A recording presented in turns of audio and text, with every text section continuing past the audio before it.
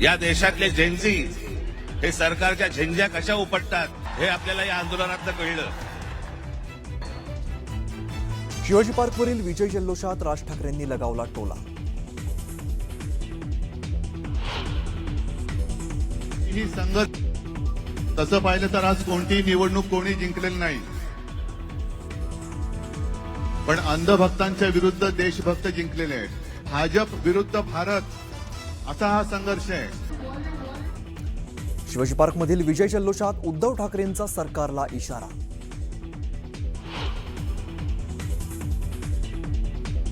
मला असं वाटतं की अशा प्रकारचे डायलॉग्स हे गेल्या 10 वर्षात त्यांनी अनेक वेळा मांडलेले आहेत, पण त्यांचे डायलॉग्सचा कोणावरही असर होत नाही। उद्धव ठाकरेंच्या डायलॉगबाजीवरती मुख्यमंत्री फडणवीसांची टीका, तर संपूर्ण भारत मोदींच्या पाठीशी असल्याचंही प्रतिपादन।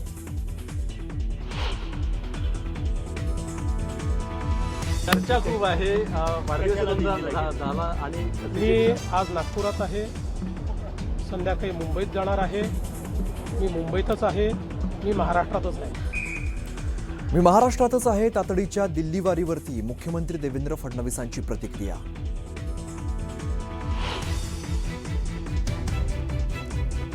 प्रल्हाद जोशींनी स्वीकारला शिक्षण मंत्री पदाचा कार्यभार। प्रधानांच्या राजीनाम्यानंतर जोशींकडे देण्यात आलाय अतिरिक्त कार्यभार।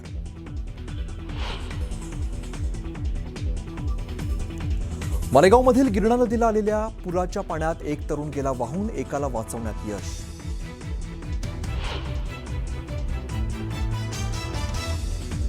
मुंबईत एनसीबीने न्यूझीलंडला जाणारी 2 संशयित पार्सल्स केली जप्त। 10 किलो इफेड्रीन जप्त। चेन्नईत एस हमीद या मुख्य आरोपीला अटक।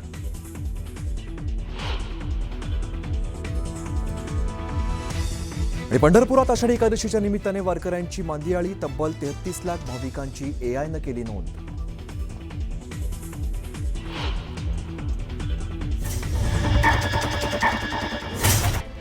पुढच्या बातमीकडे वळूया। गुजरातच्या वलसाड जिल्ह्यात पावसाचं थैमान सुरूच आहे। पुरात अडकलेल्या कुटुंबाला वाचवतानाचा धक्कादायक व्हिडिओ समोर आलाय। गुजरातच्या उंबरगाव इथला धक्कादायक व्हिडिओ समोर आलाय। लहान चिमुकल्या मुलांना वाचवणाऱ्या बापाचा हा व्हिडिओ आहे आणि तो आता सध्या सोशल मीडियावर व्हायरल होतोय। अचानक घराला वाहत्या पाण्यानं वेढा घातल्यानं कुटुंब अडकून पडलं होतं। यावेळी बापानं मोठ्या धैर्यानं मुलाला पुराच्या पाण्यातून बाहेर काढलंय। काळजाला धस्स करणारा हा व्हिडिओ आपण पाहतोय। एका बापानं आपल्या मुलाला पुराच्या पाण्यातून कशा प्रकारे वाचवलंय याचा हा धक्कादायक व्हिडिओ आता पूर्ण गावाला वेढा घातलाय। गुजरातला हा पुराचा तडाखा बसलाय, त्यामध्ये घराला पूर्णपणे पाण्यानं वेढलेलं असताना आपलं बाळ वाहून जात असताना त्याच्या वडिलांनी कशा प्रकारे आपल्या बाळाला खेचलंय आणि आपल्या बाळाला त्या पाण्यातून वाचवलंय याचा हा व्हिडिओ सध्या समोर आलाय। तर गुजरातच्या साबरकांठा जिल्ह्यात मुसळधार पावसानंतर साबरमती नदीला मोठा पूर आलाय। नदीतील प्रचंड प्रवाहात वाळू भरण्यासाठी गेलेल्या ट्रॅक्टर ट्रॉली वाहून गेल्याची घटना घडली आहे। वरच्या भागात झालेल्या पावसामुळे नदीची पातळी झपाट्याने वाढली असून प्रशासनानं नदीकाठच्या आणि सखल भागातील नागरिकांना सतर्क राहण्याचं आवाहन केलंय।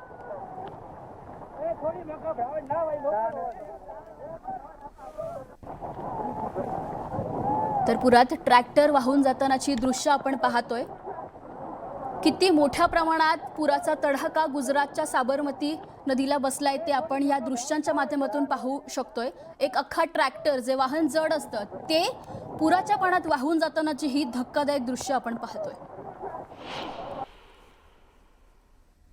गुजरातच्या खेडा जिल्ह्यात मुसळधार पावसामुळे पूरजन्य परिस्थिती निर्माण झाली आहे। मातर आणि वसो परिसरात रुग्णालय, पेट्रोल पंप आणि सोलर प्लांट आणि अनेक कारखान्यांमध्ये पाणी शिरल्यानं जनजीवन विस्कळीत झालंय। हजारो एकर शेती पाण्याखाली गेल्यानं शेतकऱ्यांचं मोठं नुकसान झालं असून रस्ते वाहून गेल्यामुळे रामोल गावाचा संपर्क तुटलाय। गेल्या 28 तासांपासून परिसरातील वाहतूक, वीज पुरवठाही खंडित झाल्याचं पाहायला मिळतंय। गुजरातमध्ये हा पूर आलेला आहे आणि या पुराची आपण ड्रोन दृश्य पाहतोय। 28 तासांपासून गावाचा वीज पुरवठा खंडित झालाय। पूर संपूर्ण रस्त्यावरती आपल्याला पाणीच पाणी पाहायला मिळतंय आणि त्यामुळे रामोल गावचा संपर्क तुटलाय। गुजरातमधील अहमदाबाद जिल्ह्यातील विरमगाव येथे मुसळधार पावसानंतर गंभीर पूरस्थिती निर्माण झाली आहे. कृषी उत्पन्न बाजार समिती आणि तालुका सेवा सदन पाण्याखाली गेल्यानं शासकीय कामकाज आणि व्यापारावर परिणाम झालाय.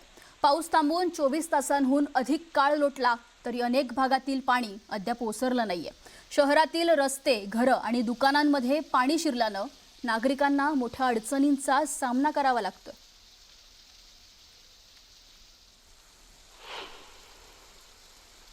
आता गुजरातमधील अहमदाबाद येथे देखील मुसळधार पाऊस पडलाय आणि वरच्या भागातून सोडलेल्या पाण्यामुळे गॅलॉप्स इंडस्ट्रियल पार्कमध्ये गंभीर पूरस्थिती निर्माण झाली आहे. पार्कमधील अनेक औषध निर्माण आणि बहुराष्ट्रीय कंपन्यांमध्ये पाणी शिरल्यानं शेकडो कर्मचारी अडकल्याचं पाहायला मिळतंय.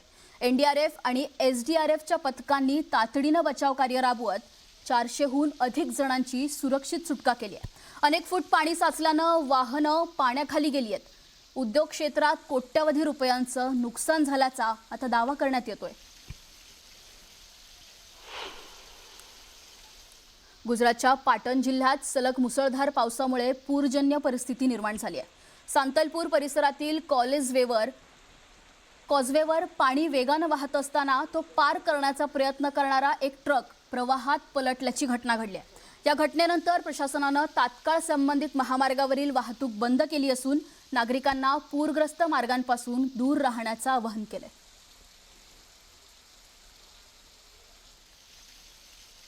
पुढच्या बातमीकडे वळूया. मालेगावच्या गिरणा नदीला आलेल्या पुराच्या पाण्यात उड्या मारून पोहण्याचा मोह 2 तरुणांच्या अंगलट आल्याचं पाहायला मिळतंय. पुराच्या पाण्यात उडी मारल्यानंतर एक तरुण वाहून गेला असून दुसऱ्या तरुणाला वाचवण्यात यश आलंय. ही धक्कादायक दृश्य आपण मालेगावातली पाहतोय. पुराच्या पाण्यात वाहण्याचा मोह त्यांना आवरला नाही आणि ते आपला जीव धोक्यात घालायला त्या पुराच्या पाण्यात गेले. त्यामध्ये एक तरुण वाहून गेल्याची माहिती मिळते तर दुसऱ्या तरुणाला वाचवण्यात यश आल्याची माहिती मिळते. 2 तरुणांची ही स्टंटबाजी त्यांच्या जीवावर बेतली आहे. एकाला वाचवण्यात यश आलंय मात्र दुसरा वाहून गेल्याची माहिती मिळते.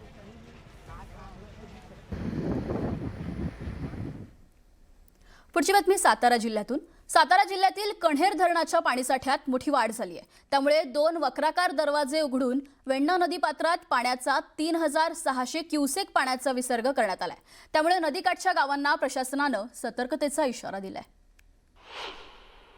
सातारा जिल्ह्याच्या पश्चिम भागामध्ये अजूनही जोरदार पाऊस सुरू आहे. याच्यामुळं सातारा जिल्ह्यामधली जी मुख्य धरणं आहेत ती आता भरत आल्याचं चित्र एकूणच आपल्याला पाहायला मिळते. मी आत्ता कण्हेर धरणाच्या शेजारी उभा आहे, तिथल्या भिंतीच्या शेजारी उभा आहे आणि तुम्हाला इथलं सगळं मी दृश्य दाखवतोय. आपण पाहू शकता हे कण्हेर धरण आहे आणि या कण्हेर धरणामधून 2 वक्र दरवाजामध्ये मिळून यातून पाणी सोडण्यात आलेलं आहे. जवळपास 3600 क्युसेक एवढ्या पाण्याचा विसर्ग प्रतिसेकंद नदीपात्रात करण्यात येतो. याच्यामुळं वेण्णा नदी दुथडी भरून वाहताना आपल्याला एकूणच पाहायला मिळते. खरं पाहायला गेलं तर काल आणि परवा 4ही वक्र दरवाजामधून या ठिकाणी पाणी सोडण्यात आलं होतं. मात्र पश्चिमेच्या बाजूचा थोडासा पावसाचा जोर ओसरला आणि याच्यामुळे यातून सध्या आता 2 वक्र दरवाजामधून 3600 क्युसेक एवढा पाण्याचा विसर्ग करण्यात येतोय आणि हे आपण पाहू शकतोय. आणि सगळ्यात महत्त्वाचं म्हणजे सातारा जिल्ह्यातला जो पश्चिमेचा भाग आहे यामध्ये जी मुख्य भाग आहेत, महाबळेश्वर तालुका असेल, कोयना असेल, पाटण असेल किंवा वाई असेल, पाचगणी असेल, या भागांमध्ये सुद्धा अजूनही जोरदार पाऊस सुरू आहे. याच्यामुळं धरणांची पाणी पातळी झपाट्यानं वाढताना एकूणच आपल्याला पाहायला मिळते. कॅमेरामन तुषार जाधव समी, सचिन जाधव, न्यूज 18 मराठी, सातारा. मुसळधार पावसामुळे नाशिकमधील गंगापूर धरण 97% भरले. त्यामुळे नाशिककरांच्या पाण्याचा आता प्रश्न सुटलाय. धरण भरल्यामुळे मोठ्या प्रमाणात पाण्याचा विसर्ग सुरू करण्यात आलाय.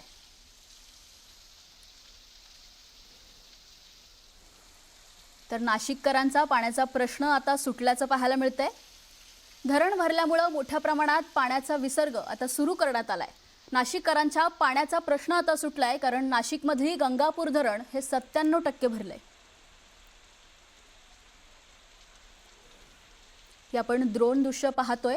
नाशिकमधली गेल्या काही दिवसांआधी नाशिकला पावसानं वेढलं होतं. त्यानंतर कमी पावसामुळे देखील पाण्याचा प्रश्न निर्माण झाला होता. पण आता गंगापूर धरण 97% भरल्यामुळे नाशिककरांच्या पाण्याचा प्रश्न आता मिटलाय.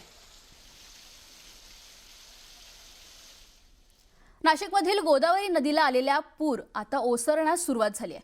गोदावरी नदी पात्रातील पाण्याच्या पातळीत हळूहळू कमी होताना दिसते. मात्र रामकुंड आणि रामकुंड परिसरातील मंदिरं अद्यापही पाण्यातच आहेत. दैनंदिन पूजाविधीसह नदीकाठ परिसरातील व्यवसायाला या पूर स्थितीचा फटका बसलाय. तर पुराचा मापदंड समजला जाणाऱ्या दुतोंड्या मारुतीच्या कमरेपर्यंत पाणी आलंय. तर धरणातूनही पाण्याचा विसर्ग कमी करण्यात आलाय.